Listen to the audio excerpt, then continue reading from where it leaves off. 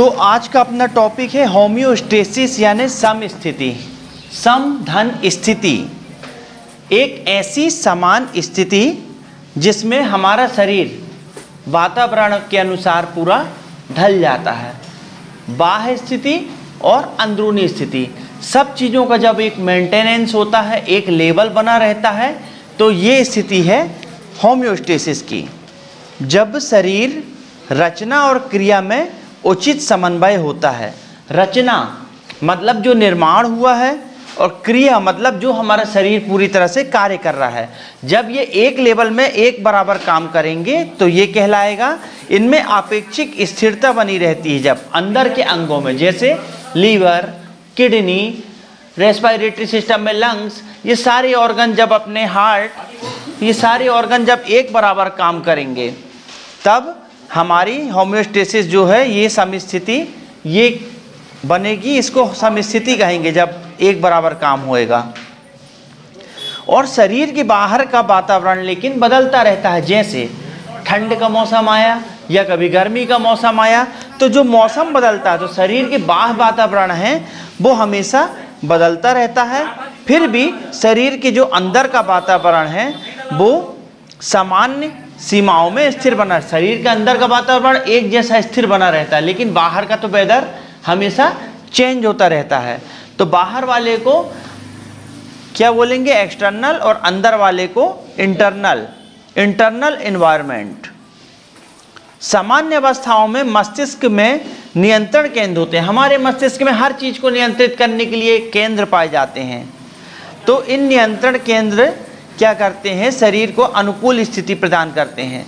अब जैसे यहाँ पर एक एग्जाम्पल बता रहे हैं कि हार्मोन्स का स्त्रावण, हमारे शरीर में कई स्थानों में हार्मोन्स का स्त्रावण होता है। और कल बताया गया था कि हार्मोन्स का स्त्रावण ग्रंथियों के द्वारा होता है।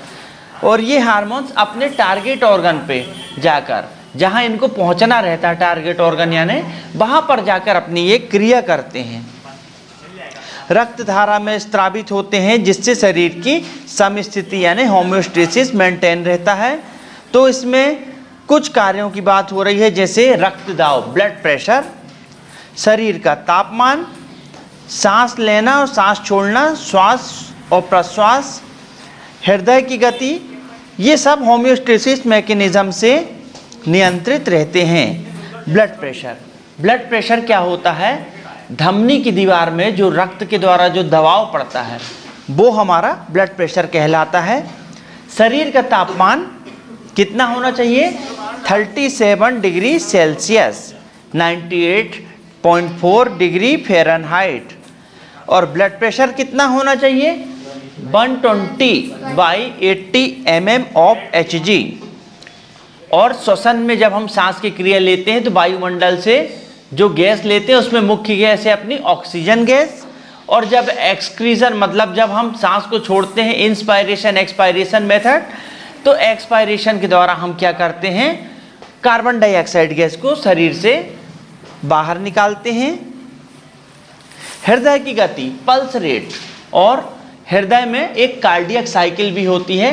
कार्डियक साइकिल के बारे में जानेंगे, 0.8 सेकेंड की, यानी हृदय के अंदर संकुचन और शिथिलन। इसके लिए कार्डियक साइकिल एक टॉपिक है, उसको पढ़ेंगे आगे चलकर।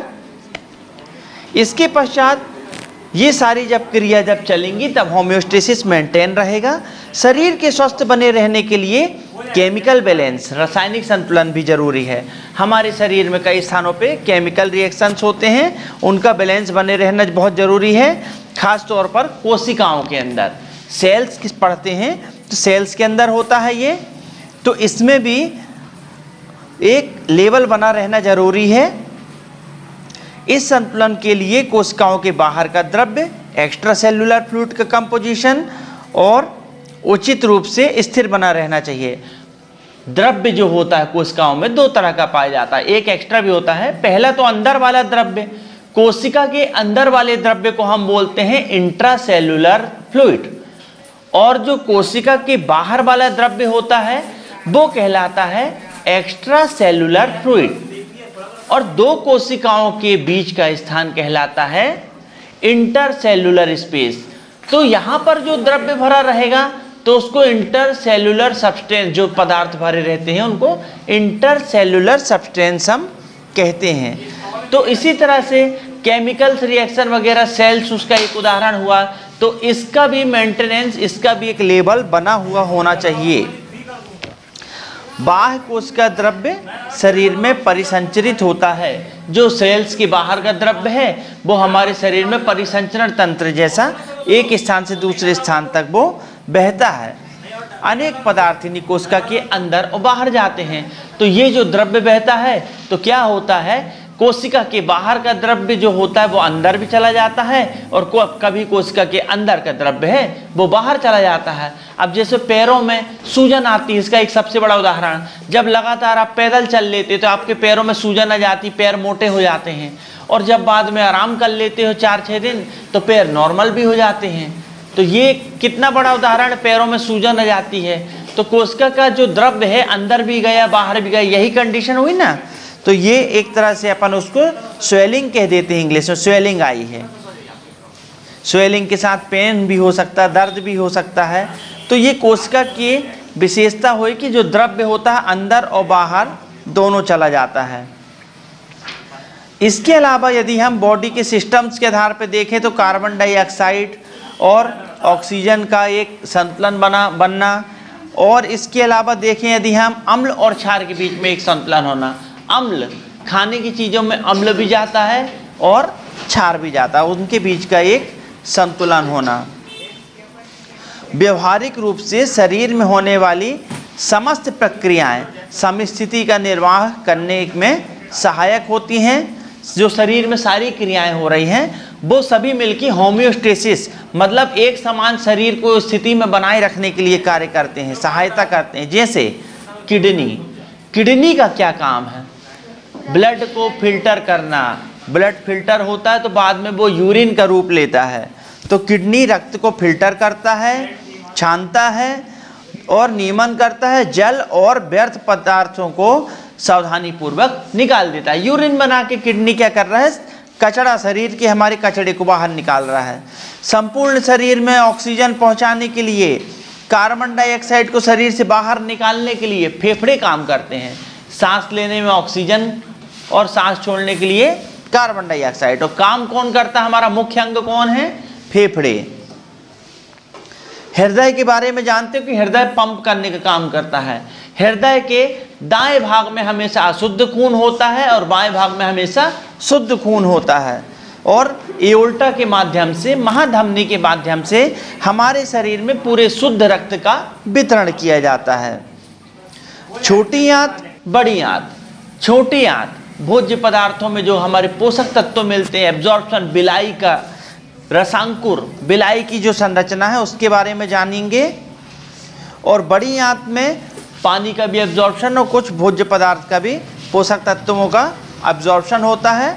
और ये जो एब्जॉर्प्शन होता है तो ये ब्लड में पहुंचा दिया जाता है और फिर ये ब्लड में पहुंचने के बाद अपने निर्धारित अंग में स्वयं पहुंचता है। सामान्य रूप से शरीर में समस्त संस्थान मिलके अपना परस्पर कार्य करते हैं।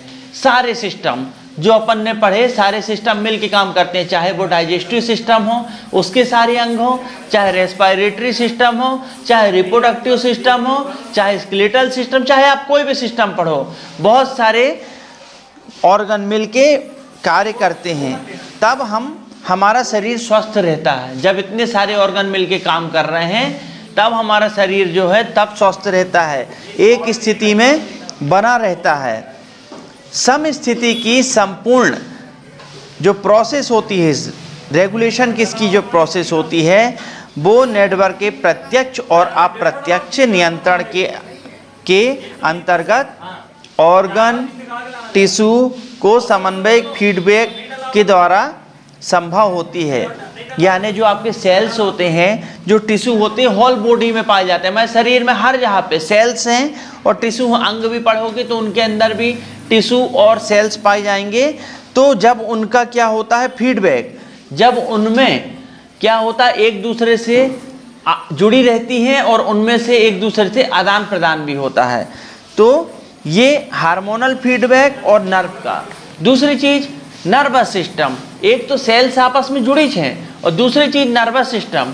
हमारा ब्रेन जब तक किसी ऑर्गन को या किसी टारगेट स्थान को जब तक वो आदेश नहीं करेगा तब तक क्या होएगा, वो अंग काम करेगा नहीं। तो ये भी एक तरह का फीडबैक है। फीडबैक मतलब ब्रेन को पता होना चाहिए, ब्रेन को ये पता होना चाहिए कि हम खाना खाए हैं तो अब इसको पचाना है, तो उस अंग को ब्रेन काम में लगाएगा, यही फीडबैक कहलाता है।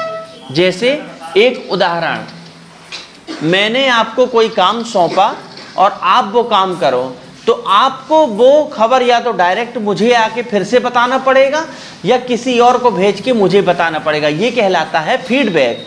मतलब आप अपने किए गए कार्य की जानकारी भेजो, समीक्षा करो, जानकारी भेजो, ये कहलाता है फीडबैक।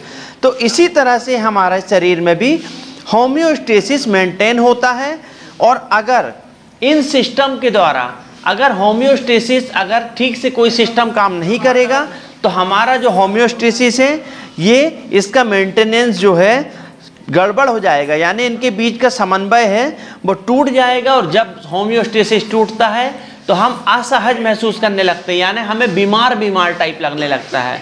अगर होम्योस्टेसिस टूटेगा तो तबीयत में थोड़ा सा परिवर्तन आएगा, तो हम खराब महसूस करेंगे। तो इस चीज़ के लिए क्या होगा, यदि होम्योस्टेसिस दोबारा से मेंटेन नहीं हो पाएगा तो व्यक्ति बीमार हो जाएगा, बीमार हो जाने के बाद उसकी मृत्यु हो जाएगी। तो ये टॉपिक था होम्योस्टेसिस, जिसमें हम अपने शरीर की बाह्य स्थिति और अंदरूनी स्थिति को कैसे मेंटेनेंस करते हैं इसके बारे में हम आज जानकारी जाने हैं।